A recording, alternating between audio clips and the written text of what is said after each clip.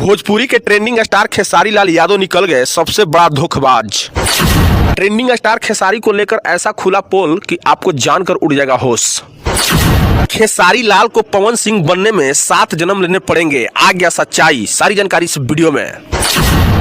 जिस खेसारी को आप अच्छे मानते हैं वही खेसारी के एक ऐसा रूप सामने आ गया है, ऐसा कहानी उनके बारे में सामने निकलकर आ गया है जो आप लोग जानकर हैरान हो गए। आखिर क्यों खेसारी लाल के पास इतना पैसा रहने के बावजूद भी खेसारी लाल पर इतना बड़ा दाग लग गया है, सारी खबर समझिए विस्तार से। आपको बता दें कि जहां पर इस समय भोजपुरी जगत में खेसारी लाल का डंका बज रहा है, वहीं पर खेसारी लाल को लेकर एक ऐसी काली सच्चाई सामने आया है जो आप जानकर हैरान हो जाएंगे।